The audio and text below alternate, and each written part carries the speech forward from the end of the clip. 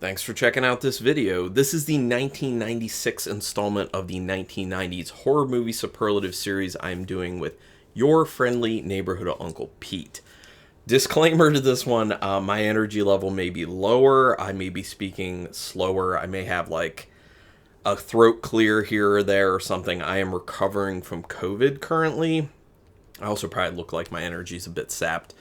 So hopefully this goes well enough. I do have my trusty water here just in case I need it, which I may very well. I might as well just do it now.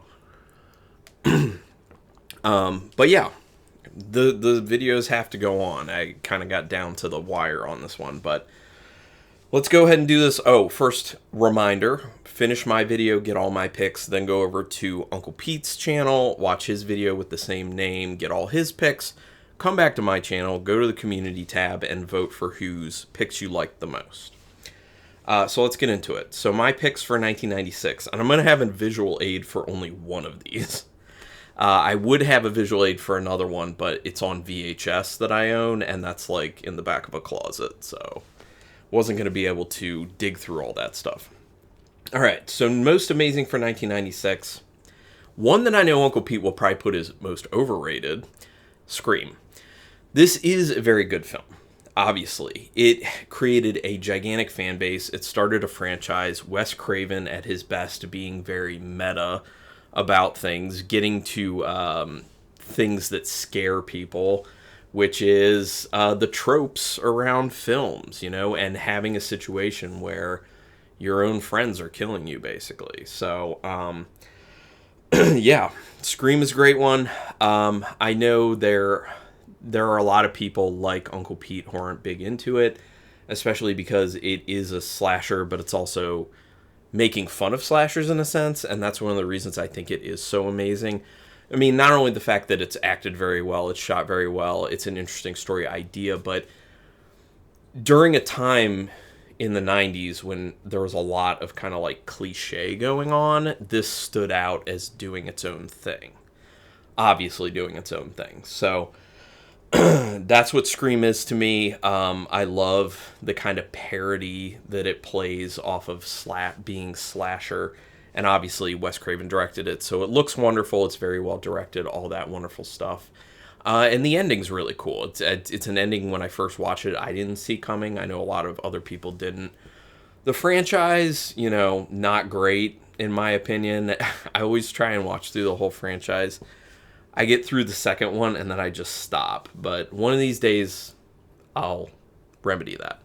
But anyway, my most amazing pick is Scream for 1996. My best so bad it's good. The Island of Dr. Moreau. This is the storied film done by initially Richard Stanley, and then I forget who came in to take over his place.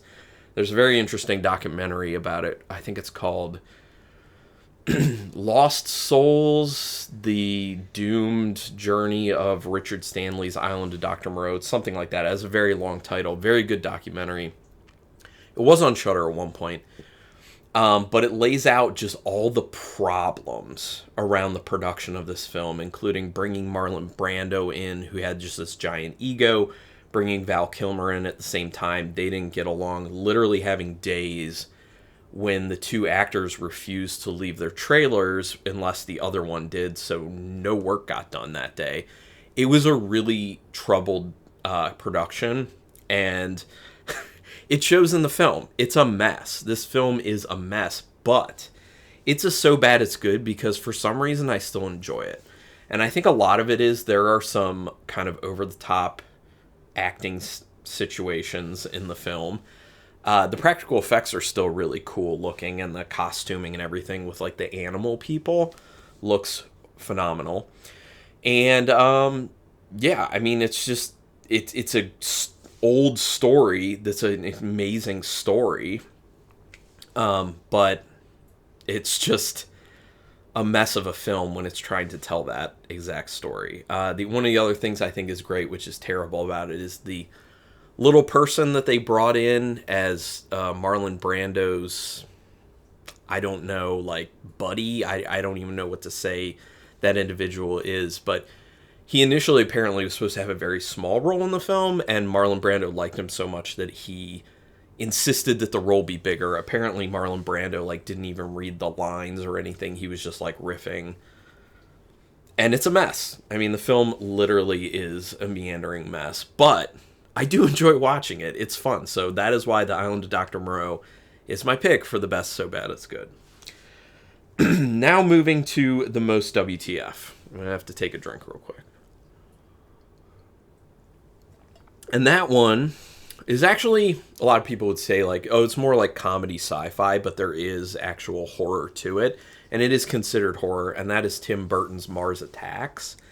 This is a very WTF film for the obvious reason that the events of the film are extremely WTF. If you watch it, it's literally about aliens attacking the planet, and it's just very basic.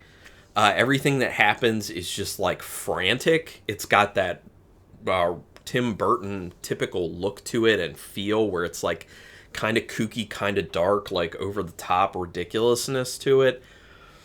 Just very WTF. I mean, you have the moment where like the woman's head gets put onto the dog's body, and there's a lot of just like WTF stuff like that. A lot of the acting was also just intentionally over the top, and sometimes it plays as like, okay, it's funny that it's intentionally over the top, but then sometimes it plays a little bit as like a so bad it's good for that reason. So yeah, but Mars Attacks, it's still a fun film. I wouldn't say it's a good film, really, but it's very WTF for me because it is frantic, it is all over the place, and you really just don't know the first time you watch it where it's going and what's going to happen. Which, by the way, I realized I didn't do kind of, a synopsis for the other two. Island of Dr. Moreau is very well known. Scream, very well known, but going forward I will. So my most WTF, Mars Attacks. Now to the best gore category, and that includes a visual aid. That is Robert Rodriguez From Dusk Till Dawn, which obviously has Quentin Tarantino in it, who also wrote the script for it. So this was a cool team up. I love this film. I know a lot of people, when they first saw it, didn't like this film because it's literally two movies, in essence. And Tarantino wanted it to be like that. He wanted people to have pretty much no idea when they were watching the movie blind that it was going to turn into a vampire film. So the first half of it is literally like a crime caper where Tarantino's character and Clooney's character are on the run from the law. And that's a great film. And then it turns into vampires very suddenly. And a lot of people were just thrown off by that. But I love that. But anyway, this is in the best gore category, because obviously it has phenomenal gore, and all of that comes to light in the very end of the film when they're at the vampire bar. That is just mayhem. It is just vampire killing mayhem, people getting killed by vampire mayhem. You get some really fun stuff like Fred Williamson turning into a super strong vampire. You get Tom Savini playing the character of Sex Machine, who has a pistol as his penis, or no, not as his penis, but like on a belt in his penis position. But yeah, I mean, there's so much great violence. The gore is extremely over the top. I mean, you have times where, one of my favorite ones is they were taking vampires, they flipped over a table and like were throwing the vampires over the table legs to like stake them through the heart. Like, that's just over the top and ridiculous. And there's even a part where the band that turns into vampires is then, like, you see them later and they're playing instruments that are made out of people's body parts. Like, so much great practical effects and gore. So that is why my best gore pick is From Dusk Till Dawn.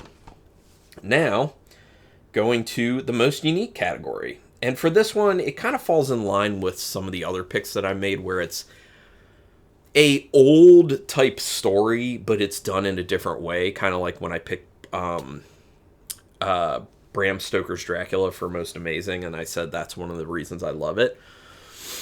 The Craft. Obviously, it's about witchcraft. There are lots of movies about witchcraft, but this was unique in the sense that it approached it from a female empowerment standpoint. Yes, in the end, it was like, this witchcraft is actually not good because the girls end up kind of turning on each other and killing each other, which leads me to synopsis, which is a bunch of friends get into witchcraft, and through witchcraft, as they become more powerful, the issues within their friend group, you know, get bigger. The cracks get larger in the issue with the issues that they had. So ends up people dying, obviously, because it's a horror film, but it's an extremely well shot film. It's extremely well acted. The material is very unique because this was, to my knowledge, the first time that there was any sort of overt writing into a script of witchcraft being very empowering and good for women, in a sense.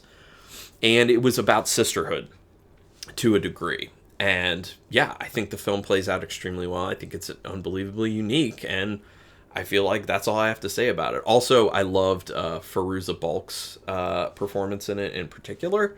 I think she does a great job as a character who's very kind of walks the line of like being kind of like a nicey nice person, but then also being very sinister at the same time. So really enjoy that film. Really good. So my most unique pick, The Craft. Now going to the most overrated. This one is going to make some people upset, but if you've seen my review for this film that's on my channel from a few years ago, you know I didn't like it. Bad Moon. I consider this to be a terrible werewolf film.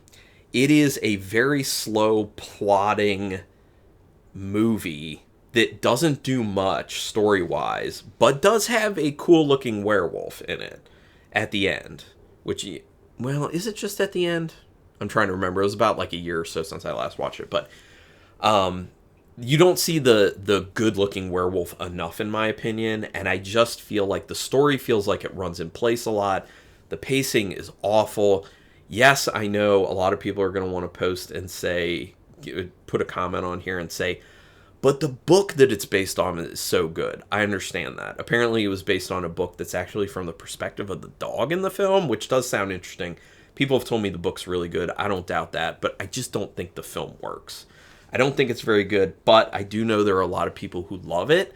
I love that for you, because when people love films that I don't, like, I kind of envy that.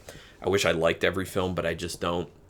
And for me, I just don't like it. Also, I'm very picky when it comes to werewolf films, because I really like werewolf films, and I don't feel like we've gotten nearly enough in the pantheon of horror films. So when I saw Bad Moon, I was just like bad taste in my mouth. So yeah. So that's why my pick for most overrated is Bad Moon. Also, the acting's not good in it. The acting is terrible. It's shot fine and all that, but it is terrible acting. Anyway, going to the final category. Very excited about this one. And I know some people, when I say this, are going to be like, yes, yes. Most underrated, The Frighteners. The Frighteners gets passed over as a film for people in the horror community to talk about a lot because it's family friendly to a degree. I think it's like a PG-13 rating, honestly. I don't think it's PG. But has Michael J. Fox in it. It's a bigger budget release. I think it was by Peter Jackson, actually, who directed it. And it is a very cool, interesting story about a guy played by Michael J. Fox's character who can see ghosts. So he basically has his job where he's kind of like, paying people to like take care of getting rid of ghosts. And he uses these ghost friends who he just keeps taking to the job sites and then gets the people to hire him to get rid of them. So it's like a scam. So he's not like a great person, but then he runs into a situation where there's a ghost who has been murdering people and leaving numbers on them. So it's obvious that there will be more. There's a great mystery aspect to the film as Michael J. Fox's character tries to solve this situation with the help of his ghost buddies, and one of them being played by Jeffrey Combs, by the way, which is always wonderful. Not going to tell you much about the ending, because if you have not seen The Frighteners, it does have a good twist to it. It's really good. It's very tense, too. I mean, the kind of mystery aspect of it keeps you extremely engaged. Obviously, the acting is outstanding. The directing, obviously, is outstanding because it's Peter Jackson. And it's just an interesting, very, very interesting concept that is a lot of fun, plays out in a wonderful way, and I think more people should be talking about it. So that's why I have chosen my most underrated pick for 96 as The Frighteners. I think it's wonderful. So I did it, you guys. I made it through the video. Those are my picks. Hopefully everyone enjoyed my presentation of my picks in some sort of way, my justifications.